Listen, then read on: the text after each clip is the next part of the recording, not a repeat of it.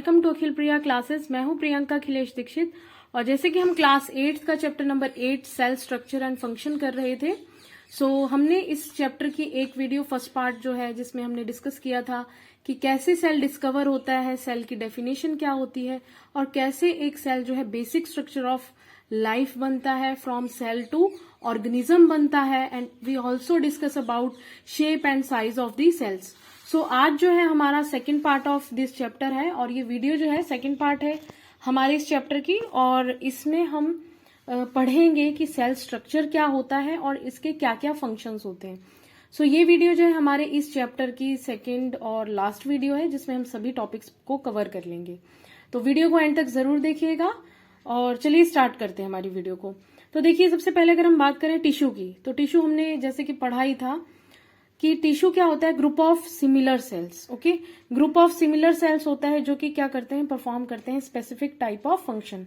मान लीजिए आपका एक सेल है, अब हमने कहा ग्रुप ऑफ सेल। अब इस तरह के सेल्स क्या है, साथ में मिल जाएंगे और इन्होंने क्या बना लिया, एक ग्रुप बना लिया। अब हम ये कह सकते हैं कि इसके अंदर जितने भी सेल्स हैं वो क्या होंगे, सिमिलर होंगे और उनके सिमिलैरिटी जो है उन्हें एक स्पेसिफिक फंक्शन को परफॉर्म करने की एबिलिटी देगी। Okay, so I think you understand कि ग्रुप ऑफ सेल से हम एक सेल से क्या बनेगा, अगर बहुत सारी इस तरह के सेल, सिमिलर सेल जो हैं वो आपस में मिल जाएंगे, ग्रुप बना देंगे। अब ये ग्रुप जो है स्पेसिफिक टाइप ऑफ फंक्शन जो है उसको परफॉर्म करेगा। अब देखिए, जैसे आपका हार्ट है, ठीक है, हार्ट के जो टिश्यूज हैं वो कह रहे हैं कि हम तो ब्लड ही पंप करेंगे।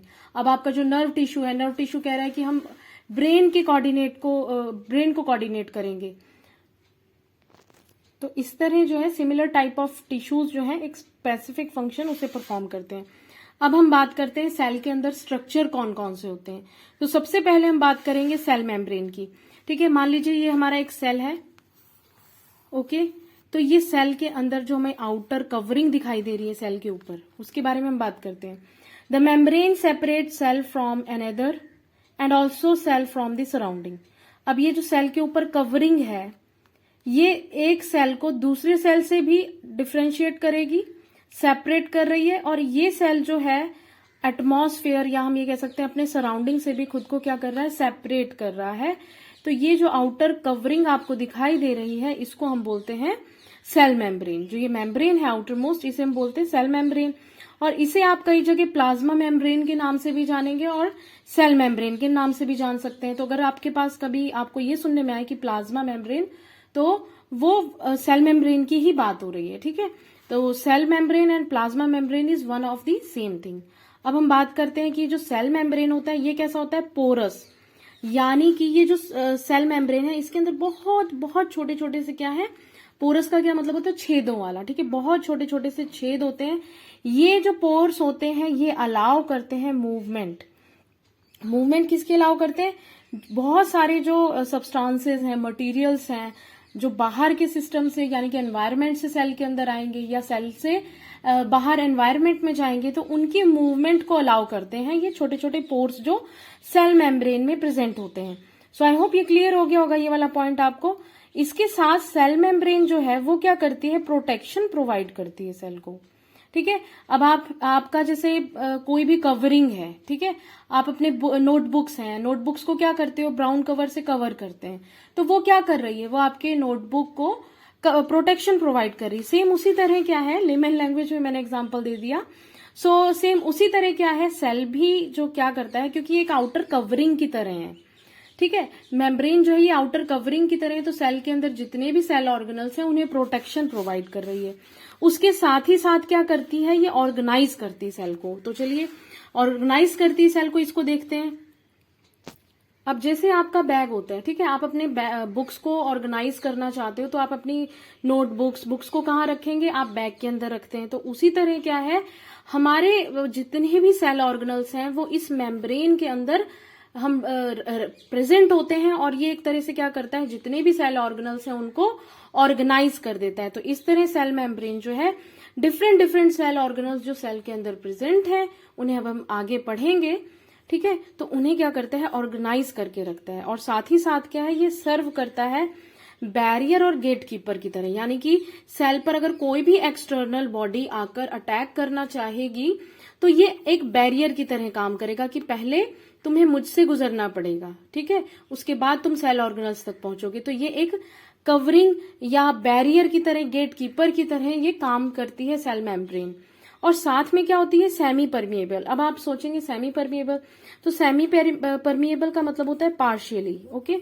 तो ये अपने से कुछ ही सर्टेन टाइप्स ऑफ मटेरियल्स को पास होने देती है। हमने जैसे यहाँ पढ़ा था कि पोरस होती है तो ये मूवमेंट ऑफ सब्सटेंसेस को अलाउ करती है, लेकिन ये क्योंकि सेमी परमिएबल होती है इस वजह से सर्टेन टाइप ऑफ सब्सटेंसेस ही जो है इससे आ या बाहर जा सकते हैं या अंदर आ सकते हैं, ठीक है। इस वजह से इसे क्या बोला जाता है, सेमी परमिएबल मेम्ब्रेन भी बोला जाता है। सो आई होप कि आपको सेल मेम्ब्रेन क्या होता है ये क्लियर हो गया होगा।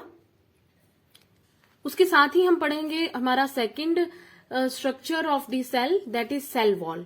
तो देखिए सेल वॉल क्या है, thick covering over cell membrane. अभी हमने सेल मेम्ब्रेन पढ़ा है, ठीक है। सेल मेम्ब्रेन क्या है, आउटर कवरिंग होती है हमारे सेल के ऊपर जो कि ऑर्गेनाइज करके रखती है डिफरेंट सेल ऑर्गेनल्स को। अब अगर इस सेल मेम्ब्रेन के ऊपर एक आउटर कवरिंग हो जाए थिक सी, ठीक है, ये जो कवरिंग है ये देखिए, ये तो हमारा सेल मेम्ब्रेन हो गया, ठीक है, और ये जो है हमारी, ये हो जाएगी हमारी सेल वॉल। तो ये सेल वॉल जो है ये क्या है, सेल मेम्ब्रेन के ऊपर एक थिक कवरिंग है, इसे हम कहते हैं सेल वॉल। और ये पॉइंट आपको ध्यान देना है कि ये सिर्फ और सिर्फ प्लांट्स में प्रेजेंट होती है, ठीक है। प्लांट्स में क्यों प्रेजेंट होती है ये भी बताते हैं। तो ये आपको ध्यान रखना है कि cell wall is the outer covering और we can say thick covering over cell membrane and only present in plants. अब देखिए प्लांट्स में क्यों प्रेजेंट होती है, आपको पता है कि जैसे कि बारिश आई, ठीक है, और बहुत ज्यादा टेम्परेचर हुआ, तो हम ह्यूमंस हैं और हम मोबिलिटी है हमारे अंदर, तो हम क्या करेंगे, अपने आप को प्रोटेक्ट करने के लिए हम जल्दी से जल्दी शेडेड एरिया में जाना चाहेंगे या हम अपने घर पे पहुंच जाएंगे, ठीक। लेकिन प्लांट्स क्या है, उनके अंदर तो मोबिलिटी नहीं होती, उन्हें जो भी करना है यानी कि उन्हें जो भी प्रोटेक्शन देनी है खुद को, सेम प्लेस पर ही रहकर खड़े होकर उन्हें अपने आप को प्रोटेक्ट करना है। So that is why cell जो ये सेल वॉल है ये क्या करता है, प्लांट को प्रोटेक्शन देता है, सपोर्ट करता है कि अगर तुम्हारे पे कोई भी बाहर की चीज हमला करती है, अटैक करती है, तो तुम्हें अपनी जगह पर ही खड़े होकर खुद को प्रोटेक्ट करना है। सो इस वजह से सेल वॉल जो है सिर्फ और सिर्फ प्लांट्स में ही प्रेजेंट होती है। अब प्रोवाइड करती है प्रोटेक्शन, रिजिडिटी देती है। आपने देखा हो कभी कि जो बड़े बड़े पेड़ होते हैं उनके बाहरी का जो स्टेम दिखाई देता है, जो बार्क होता है ट्री का, वो कितना टाइट होता है, रिजिड होता है, हार्ड होता है, ठीक है। सो वो बेसिकली वो किसकी वजह से होता है, सेल वॉल, वो होती है सेल वॉल, ओके। अब इस जो प्रोटेक्शन है ये प्रोटेक्शन किसके अगेंस्ट है, ये प्रोटेक्शन है टेम्परेचर के अगेंस्ट, कि टेम्परेचर बहुत ज्यादा बढ़ गया, टेम्परेचर बहुत कम हो गया, बहुत तेज आंधी तूफान आ गया या बहुत ज्यादा बारिश हो रही है, तो इन सब चीजों से क्या है, सेल वॉल क्या करेगी, रिजिडिटी देगी प्लांट को, तो वो उससे प्रोटेक्शन करेंगे खुद की, ओके। उसके साथ ही क्या करते हैं, सपोर्ट सिस्टम है। भाई अब बहुत लंबा हो गया पेड़, उसको सपोर्ट चाहिए कि कोई तो उसे अपने जगह पे खड़े हो, नहीं तो एक सर्टेन लेवल हाइट तक बढ़कर पेड़ गिरने शुरू हो जाएंगे। तो ये सेल वॉल क्या देती है, सपोर्ट सिस्टम देती है, प्रोवाइड करती है स्ट्रेंथ, जिसकी वजह से हमारे प्लांट्स या जो पेड़ होते हैं वो अपनी जगह पर काफी हाइट तक ग्रो होते हैं। सो आई होप कि आप लोगों को सेल वॉल भी क्लियर हो गया होगा। सो अब हम पढ़ते हैं हमारा next structure of the cell. So हमारे पास जो नेक्स्ट स्ट्रक्चर है वो है साइटोप्लाज्म। तो साइटोप्लाज्म क्या होता है, एक तरह से लिक्विड होता है, जेली लाइक सब्सटेंस होता है, present between cell membrane and nucleus, ठीक है। ये हमारा सेल है, अब ये सेल मेम्ब्रेन है, ठीक, ये सेल मेम्ब्रेन है, या हम कहें ये प्लाज्मा मेम्ब्रेन है। अब इसके अंदर क्या होता है, प्रेजेंट एक न्यूक्लियस प्रेजेंट होता है। अब इस न्यूक्लियस से सेल मेम्ब्रेन के बीच में क्या है, फ्लूइड प्रेजेंट होता है, उस फ्लूइड का नाम है साइटोप्लाज्म। ये फ्लूइड जो है जेली लाइक भी हो सकता है, लिक्विड हो सकता है, जेल में हो सकता है, ठीक है। सो ये जो फ्लूइड यहाँ पे फिल है between cell membrane and nucleus, इसको हम कहते हैं साइटोप्लाज्म। सो जितने भी सेल ऑर्गेनल्स होते हैं जिन्हें हम पढ़ेंगे आगे, वो भी क्या प्रेजेंट होते हैं, सिर्फ और सिर्फ साइटोप्लाज्म में, जितने भी सेल ऑर्गेनल्स हैं। अब वो सेल ऑर्गेनल्स कौन से होते हैं, माइटोकॉन्ड्रिया हो गया, गोल्गी एपरेटस हो गया, वैक्यूल्स हो गया, एंडोप्लाज्मिक रेटिकुलम हो गया, और भी बहुत सारे सेल ऑर्गेनल्स जो है वो इस साइटोप्लाज्म में ही मिलते हैं, प्रेजेंट होते हैं। उसके साथ ही साथ साइटोप्लाज्म का रोल क्या है, फंक्शन क्या है, ये मीडियम देता है सभी सेल ऑर्गेनल्स की एग्जिस्टेंस के लिए। ओके, ये मीडियम है जिसकी वजह से सेल ऑर्गेनल्स जो है यहाँ पर एग्जिस्ट कर सकते हैं, और साथ ही साथ में जितनी भी मेटाबॉलिक एक्टिविटीज हमारे सेल के अंदर हो रही हैं उनको ये असिस्ट करता है, और साथ ही क्या करता है, ये शेप देता है हमारे सेल को। ओके, सो ये था हमारा साइटोप्लाज्म कि कैसे वो हमारे सेल को एक शेप देता है।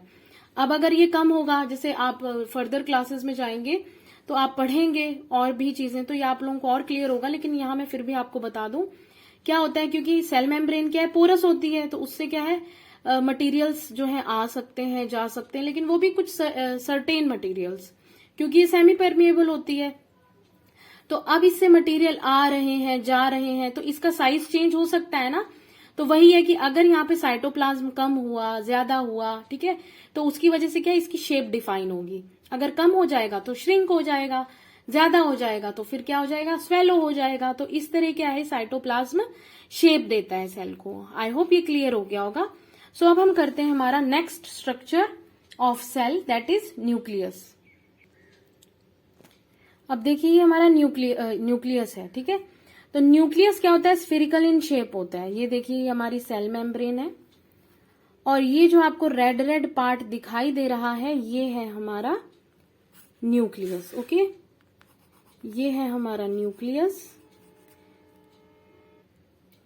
ये ब्लैक कवरिंग जो आउटर मोस्ट कवरिंग है ये है हमारी सेल मेम्ब्रेन, या जिसे हम प्लाज्मा मेम्ब्रेन भी कहते हैं। और ये जो ब्लूइश आपको फ्लूइड दिख रहा है ये है हमारा साइटोप्लाज्म, जो कि हमारे सेल को शेप देता है और जितने भी सेल ऑर्गेनल्स प्रेजेंट होते हैं उन्हें एग्जिस्टेंस देता है। तो चलिए, ये जो रेड रेड आपको स्फेरिकल शेप दिख रहा है ये होता है हमारा न्यूक्लियस। लोकेटेड होता है सेंटर ऑफ द सेल, ये सेल के सेंटर में ही लोकेट होता है, ठीक है। और इसके साथ साथ क्या होता है, इसे हम इजिली जो है हेल्प माइक्रोस्कोप की हेल्प से देख सकते हैं।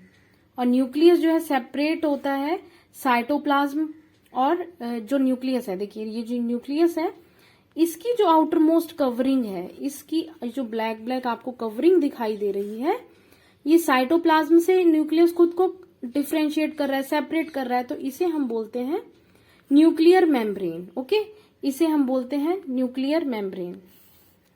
Nucleus is separated from the cytoplasm by a membrane, nuclear membrane. Okay, और ये मेम्ब्रेन भी कैसी होती है, पोरस होती है, और जितने भी अलाउ करती है कुछ मटेरियल्स को साइटोप्लाज्म से मूवमेंट को, यानी कि अंदर आने को, बाहर जाने के लिए। सो ये क्या करती है, पोरस होने की वजह से अलाउ करती है मूवमेंट को। और उसके साथ ही क्या होता है, जो न्यूक्लियस होता है वो क्या है, इसके अंदर होते हैं बहुत ही स्फेरिकल टाइप के बॉडीज प्रेजेंट होती हैं, जिसे हम क्या कहते हैं, न्यूक्लियोलस। ओके, न्यूक्लियस के अंदर प्रेजेंट होते हैं स्फेरिकल बॉडी, जिन्हें हम न्यूक्लियोलस कहते हैं। उसके साथ ही आपको यहाँ पर ऐसे थ्रेड लाइक स्ट्रक्चर तो जो दिखाई दे रहे हैं, ये जो थ्रेड लाइक स्ट्रक्चर जो दिख रहे हैं न्यूक्लियस के अंदर, इसे हम कहते हैं क्रोमोसोम्स, ठीक है। तो ये क्रोमोसोम्स क्या करते हैं, इनमें प्रेजेंट होते हैं जीन्स जो कि रिस्पॉन्सिबल होते हैं for the transfer of characteristics. जैसे एक जनरेशन से कैरेक्टरिस्टिक्स को दूसरी जनरेशन में ट्रांसफर करना, वो रिस्पॉन्सिबल है उसके लिए क्रोमोसोम्स। ये जो थ्रेड लाइक स्ट्रक्चर आपको न्यूक्लियस के अंदर दिखाई दे रहे हैं ये करते हैं जैसे एक जनरेशन से दूसरे जनरेशन में कोई भी फीचर्स को, कैरेक्टरिस्टिक्स को ट्रांसफर करना।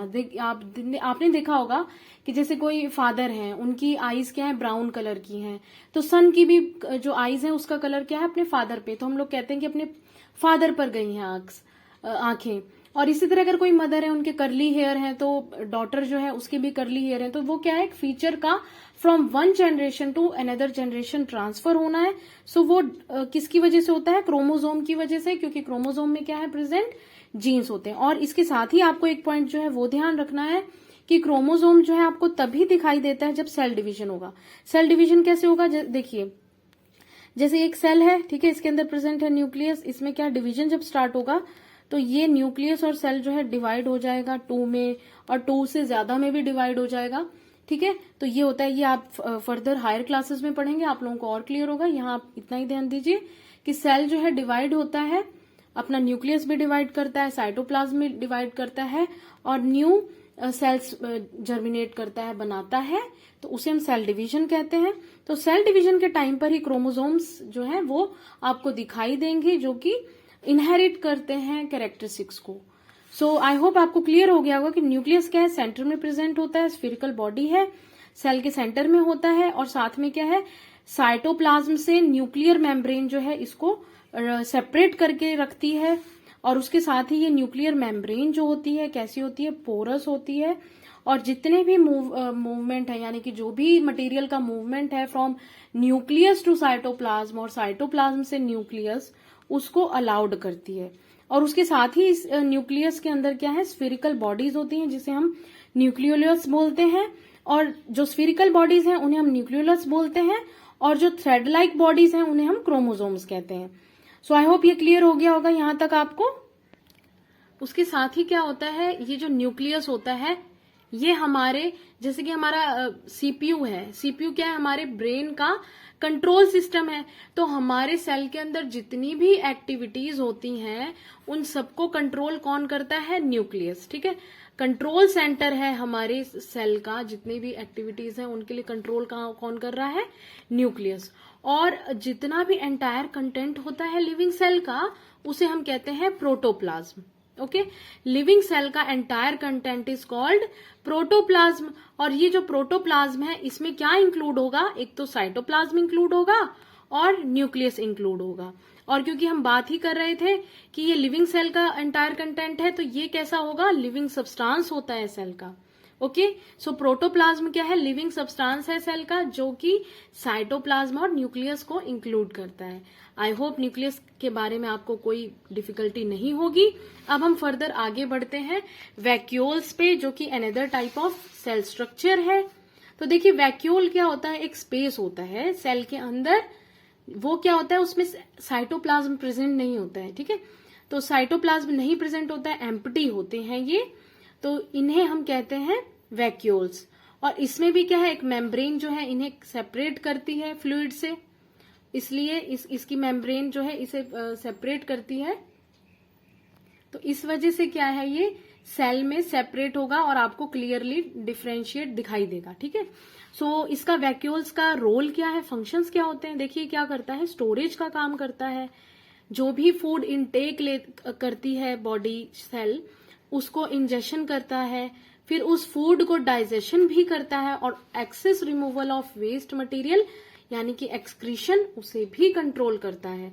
तो वैक्यूल क्या करता है, काफी अच्छे अच्छे फंक्शंस जो है, मेटाबॉलिक फंक्शंस, उन्हें कंट्रोल करता है। स्टोरेज करता है फूड की, इंजेक्शन में हेल्प करता है, उस फूड की डाइजेशन करता है, और excess removal of waste material उसे भी निकाल देता है। हमारी बॉडी, हमारे सेल के अंदर जो भी डैमेज्ड और जो भी चीजें नहीं चाहिए वो वैक्यूल्स क्या करता है, उठा के बाहर फेंक देता है, ठीक है।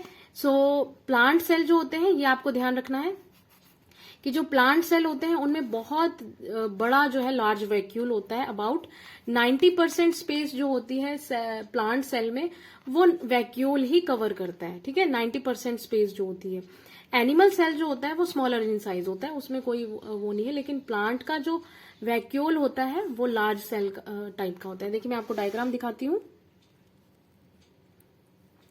यहां पर देखिए कि ये एक सेल है, ठीक है, जिसमें क्या है, व्हाइट व्हाइट पोर्शन जो आपको दिखाई दे रहा है ये है हमारा वैक्यूल। ओके, ये प्लांट सेल का है। देखिए आप इसमें देख सकते हैं कि 90% जो एरिया है वो हमारे वैक्यूल ने कवर कर रखा है। और यहाँ पर आपको देखिए न्यूक्लियस प्रेजेंट है, जिसमें क्या थ्रेड लाइक स्ट्रक्चर्स भी दिखाई देंगे, स्फेरिकल स्ट्रक्चर भी दिखाई देंगे। उसके साथ ही वैक्यूल के बाहर क्या है, साइटोप्लाज्म फिल है और सेल मेम्ब्रेन है, और सेल मेम्ब्रेन के ऊपर एक कवरिंग है, आउटर कवरिंग, जिसे हम सेल वॉल कहते हैं। और उसके साथ ही ये जो आपको साइटोप्लाज्म में ग्रीन ग्रीन पिगमेंटेशंस दिखाई दे रही हैं उसे हम कहते हैं क्लोरोप्लास्ट। इसके बारे में हम अभी पढ़ते हैं। सो यहाँ पर मैंने ये दिखाया कि आप ये देखिए कि प्लांट सेल जो होता है उसमें वैक्यूल का साइज कितना ज्यादा होते हैं। और वहीं अगर हम बात करें किसी एनिमल सेल की, तो ये जो आपको एम्प्टी स्पेसेस दिखाई दे रही हैं, ये है हमारे वैक्यूल, जिनका साइज क्या है, नॉर्मल है, ठीक है, बहुत ज्यादा नहीं होता है। सो अब हम पढ़ते हैं कि प्लास्टिड क्या होते हैं। प्लास्टिड्स क्या होते हैं, सेल के अंदर प्रेजेंट होते हैं, डिफरेंट कलर्स के हो सकते हैं, ठीक है। ये प्लांट सेल में ही पाए जाएंगे, क्योंकि कलर जो है किसमें होते हैं, प्लांट के अंदर ही होते हैं। कोई आप देखते हैं फ्लावर, कोई ग्रीन रेड कलर का होता है, कोई पिंक कलर का होता है, ठीक है। तो डिफरेंट कलर जो है हमें देखने को मिलते हैं। सो वो किसकी वजह से है, प्लास्टिड की वजह से। सो इसमें क्या होता है, ग्रीन पिगमेंट यानी कि क्लोरोफिल जो होता है वो प्रेजेंट होता है हमारे प्लास्टिड में, ग्रीन कलर का होता है, जिसकी वजह से क्या, फोटोसिंथेसिस का प्रोसेस जो है वो पॉसिबल होता है। और साथ ही में जो ग्रीन कलर के प्लास्टिड होते हैं, ठीक है, एक तो आप ये ध्यान रखिए कि जो ग्रीन कलर के पिगमेंट हैं उन्हें हम क्लोरोफिल कहते हैं, और ग्रीन कलर के प्लास्टिड हैं उन्हें हम क्लोरोप्लास्ट कहते हैं, जो मैंने आपको यहाँ पे दिखाया था, ठीक है, कि जो हमारे प्लांट सेल के अंदर प्रेजेंट हैं ग्रीन कलर के प्लास्टिड, वो है क्लोरोप्लास्ट। और ये क्या करते हैं, इनका क्लोरोप्लास्ट का जो रोल है वो क्या है कि ये ग्रीन कलर देते हैं लीव्स को, ओके। और ग्रीन कलर कहाँ हेल्प होता है, फोटोसिंथेसिस में, ये हम बहुत छोटे से पढ़ते आ रहे हैं। सो आई होप आपको इसमें कोई डिफिकल्टी नहीं होगी। अभी हमने इस चैप्टर के जितने भी टॉपिक्स हैं, सेल स्ट्रक्चर और फंक्शंस, इनको कवर कर लिया है। तो अब हम करते हैं कि देखिए जो हमारा सेल है उसके अंदर कौन कौन से डिफरेंट सेल स्ट्रक्चर्स प्रेजेंट होते हैं। तो पहले बात करते हैं, देखिए सेल मेम्ब्रेन जो है प्लांट सेल में प्रेजेंट होती है, ये हमने पढ़ा है, ठीक है। एनिमल सेल में प्रेजेंट होती है सेल मेम्ब्रेन, ये भी होती है, ठीक है, ये जो आउटर कवरिंग है एनिमल सेल की। सेल वॉल जो है हमने पढ़ा था कि सिर्फ और सिर्फ कहाँ प्रेजेंट होती है, प्लांट सेल में, एनिमल सेल में एब्सेंट होती है, ठीक। न्यूक्लियस जो है प्लांट सेल में भी होता है और एनिमल सेल में भी होता है, ये देखिए, ठीक है, ये हमारे एनिमल सेल का न्यूक्लियस है और ये हमारे प्लांट सेल का न्यूक्लियस है। तो न्यूक्लियस जो है प्लांट सेल में भी मिलेगा और एनिमल सेल में भी मिलेगा। अब हम बात करते हैं न्यूक्लियर मेम्ब्रेन की, तो ये भी क्या होंगी, दोनों में प्रेजेंट होंगे, ओके। क्योंकि क्या है न्यूक्लियर मेम्ब्रेन का काम, वो सेपरेट कर रही है साइटोप्लाज्म से न्यूक्लियस को, सो ये दोनों में प्रेजेंट होंगे। साइटोप्लाज्म भी जो है वो दोनों में प्रेजेंट होते हैं, ठीक है।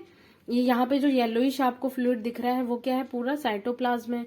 और यहाँ पर ये जो वैक्यूल के बाहर बाहर आपको दिखाई दे रहा है प्लांट सेल में, ये भी क्या है, पूरा साइटोप्लाज्म है। तो साइटोप्लाज्म एनिमल सेल और प्लांट सेल दोनों में प्रेजेंट होता है।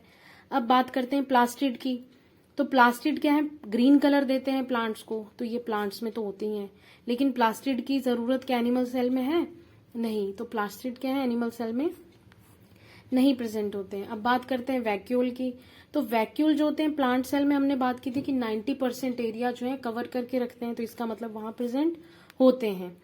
एनिमल सेल में भी क्या होते हैं, वैक्यूल प्रेजेंट होते हैं, लेकिन नॉर्मली साइज, स्मॉलर साइज में प्रेजेंट होते हैं। सो आई होप आप लोगों को ये क्लियर हो गया होगा, ये वीडियो आपको पसंद आई होगी और ये टॉपिक्स जो है आपको क्लियर हो गए होंगे। अगर कोई भी टॉपिक में आपको डिफिकल्टी है तो आप मुझे कमेंट करके बता सकते हैं।